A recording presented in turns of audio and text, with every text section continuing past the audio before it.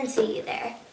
I am Lacy Marie Awesomeness Baker, and I am here to introduce my grandma, and that's not as cool as me, Debra Baker. And I also bet you're wondering what I was reading. This is actually a book that she wrote. It's super interesting. By the way, spoiler alert, I am mentioned in it, Lacy Baker. Okay. Now she's about to pop up out of nowhere. Okay. Hi, I am Debra Baker, and I am grateful for that introduction by Lacy, my oldest granddaughter, and also so very grateful that you have joined me for this meditation time. I'm in my healing room, and it is always a great place for me to be, and I always have lots of crystals and gemstones. This is my favorite. It's a selenite palm stone. If you want to know more about crystals, message me. I'd love to share some of my knowledge. But for now, let's get ready to meditate. Let's hunker down. Nice deep breath. I'm blurry on my eyeball.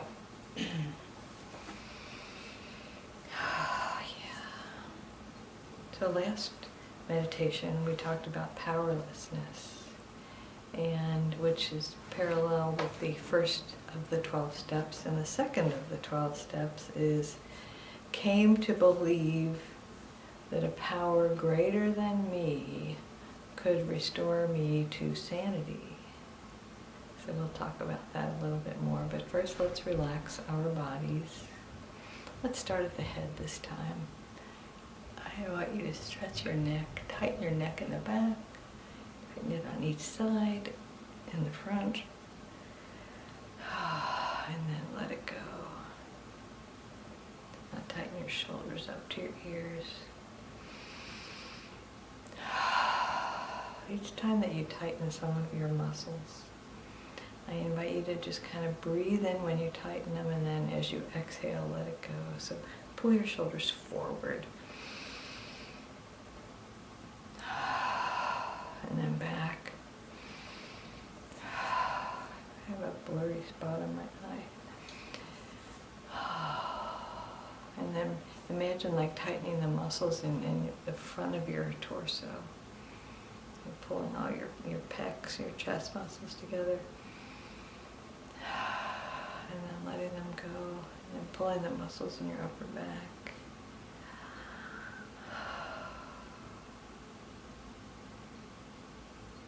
Tighten the muscles in your upper arms, and then let them go. Lower arms.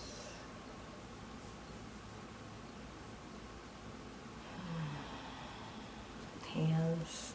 Pull your hands real tight, really tight, and then let them go. Tighten up your midsection. Imagine kind of like your muscles are tightening up your midsection. And then let it go. And then your pelvis, lower back, your glutes, all the way, your whole lower third of your torso. Kind of gather all those muscles together. And then let them go. Oh. And now tighten up the muscles of your thighs. Either push your legs together or lift them, however works for you. And then let them release. And now your lower legs, your calves, your shins. I noticed, because I tried this when I was lying down, and it seems like it's a lot easier to do when you're lying down. And then your feet, either point your toes or flex your feet, and then let them go. And just notice how good it feels.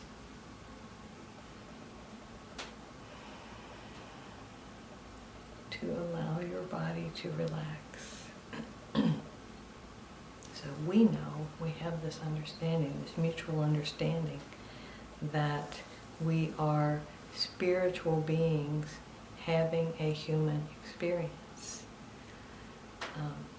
The 12 steps are designed to be friendly also to people who don't understand that, who have not had that, who have not been introduced to that concept. And even though we know that we are one with all that is, we are one with God, even though we know that, I think that a meditation focusing on coming to believe, which when we come to believe anything, we usually have a sense of defining it. How can we believe in something if we don't have an understanding of it? And then the being able to restore us to sanity. If you find that the term sanity to be a little offensive, you are not alone. I'm sure a lot of people find that offensive, but we've talked in earlier meditations about the definition of insanity being doing the same thing over and over again and expecting different results. And I don't know a person on this planet who hasn't done that. So in that way, restoring us to sanity is restoring us to a sense of there is a way, there is an answer, there's a solution, and I may have tried the same thing over and over again, but I can try something different now.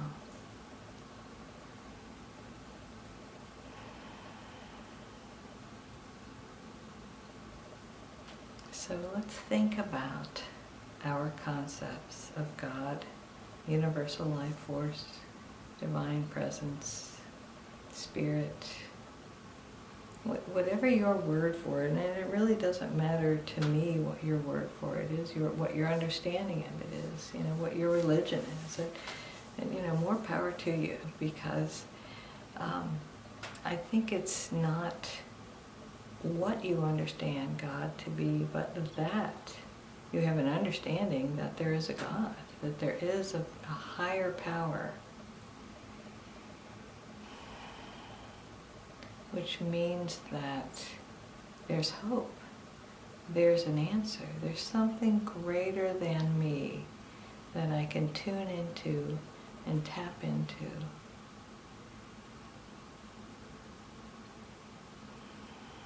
So just allow your body to relax, allow yourself to sink in, to really hunker down, and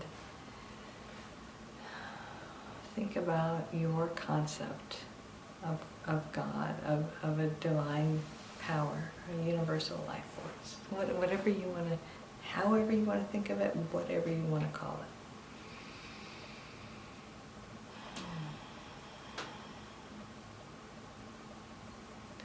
My sense of a higher power is something that I discussed in a talk I gave that is available online. I'll try to figure out how to put a link to it. I gave it at a church, the talk, and the title of the talk was God is a Horse. And it was a conversation I was having with a friend, and I couldn't hear her very well, and she was telling me that she was reading this great book, and it talked about that God was a horse. And actually what she said was God was a force, but because I had something blocking my ears, I couldn't hear her properly. And that sense that God is a force, not necessarily a horse. But whatever your concept of God is, like I said, more power to you. My sense is that, I call it universal life force, that it is this energy field that moves in through and as the universe. It aligns the stars. It moves it turns the sun. The earth. It rotates the planet, revolves the planets around the sun. It literally makes the world go round. that energy is pure love energy. So imagine if the energy that moves everything is love. It's not hard to extrapolate that the universe is conspiring on your behalf, for you, because the universe is powered by love.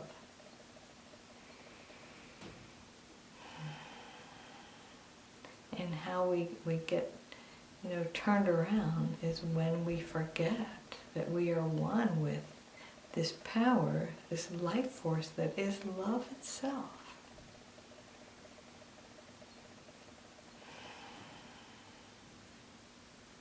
And it is part of us. It is our truest essence. So I invite you to put your hand on your heart.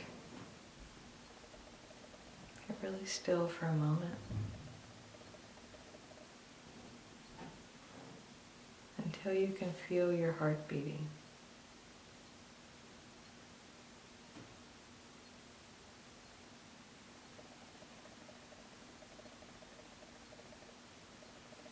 And know that your heart would not be beating if it were not the will of the universe for it to be so.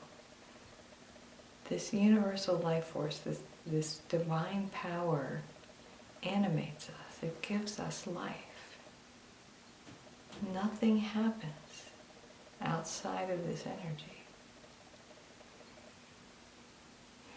So the reason why your heart is beating is because the universe, the universal life force, God is allowing it. It is your divine expression happening with the agreement of God.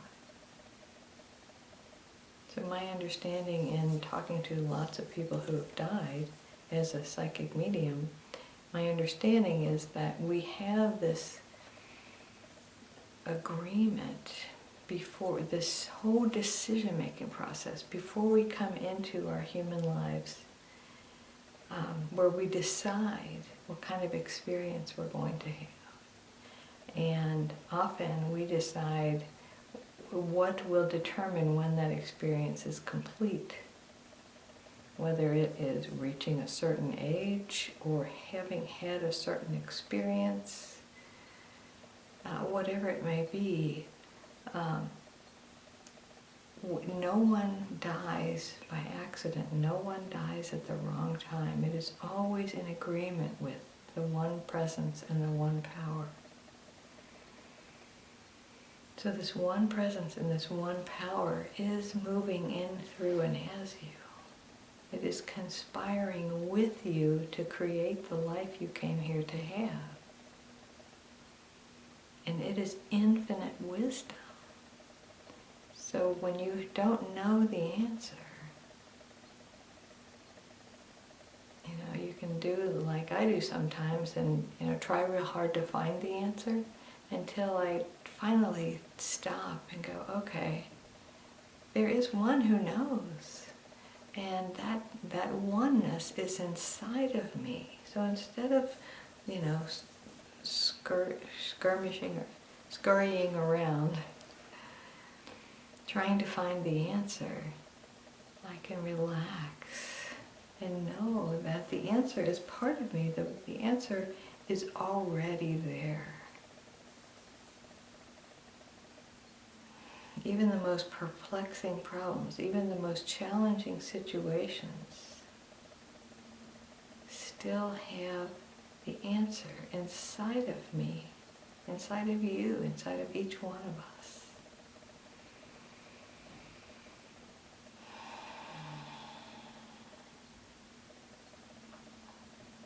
I had a friend who I used to hear say on a regular basis, if you focus on the problem increases. And if you focus on the solution increases. And so there's two truisms to that. One is what we focus on increases, right? So if you keep focusing on what's going wrong, your mind will be filled up with what's going wrong, and it will be hard to see your way through to the answer. But the other is that the solution is already there. That there's divine wisdom everywhere present.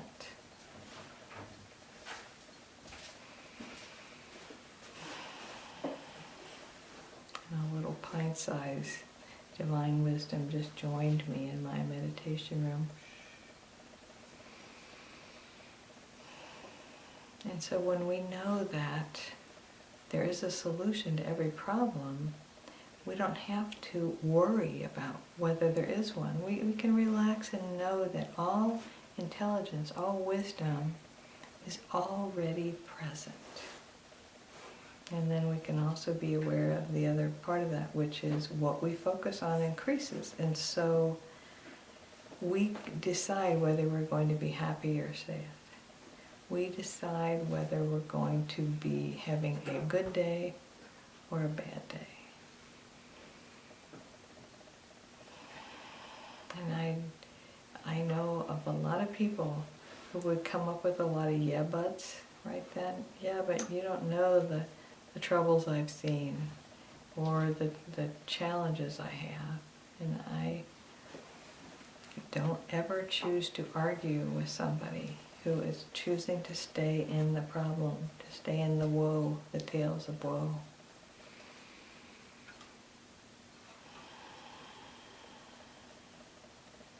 Because people have a right to be as unhappy as they want to be. We talked about that last week. So let's take another moment in silence and just allow the infinite wisdom that is your truest essence to express to you, to give you a sense of what God is. For me, God used to be, I was brought up where God was a he, and then I had an experience where I knew a lot of people who called God she, and I feel like God is so much more than any pronoun can encompass, and that God is so much more than any human brain can understand. I think it's very healthy when our concept of God evolves. So I invite you to just enjoy this silence for a moment, to just allow the infinite to speak to you, to speak in your heart, to speak in your mind. And it's hard for me to be quiet, I guess.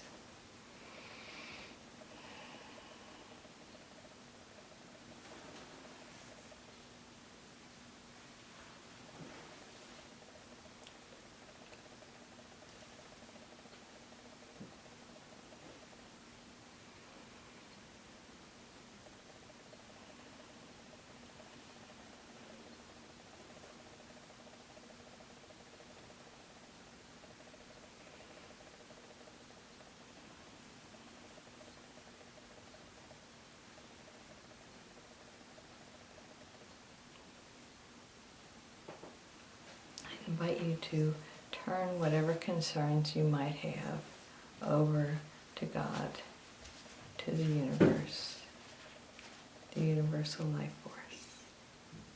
If there's something that is troubling you, if there's a situation that seems, beyond your reach, we know nothing is ever beyond God's reach.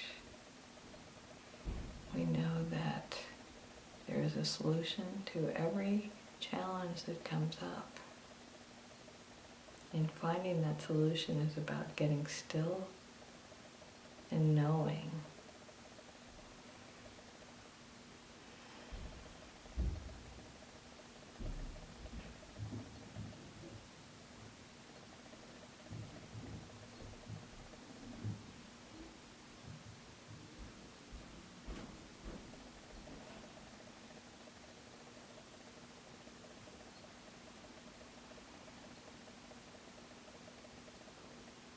I I suggest that the universal life force, God, the one presence and the one power, is bigger than you think, is more powerful than you think, or you might have thought, has more potential, as do you. Because when you tap into the infinite potential of the universe, you draw it to you. You allow it to move in, through, and as you.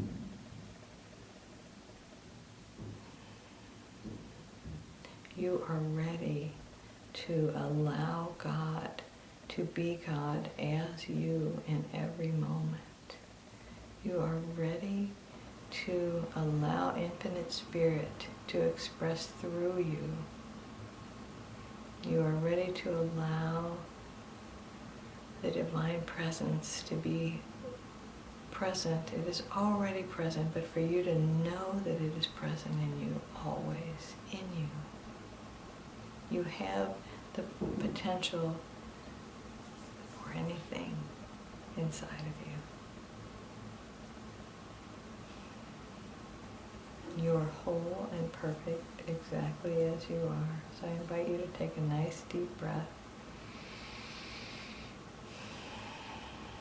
and to know that you are whole and perfect exactly as you are.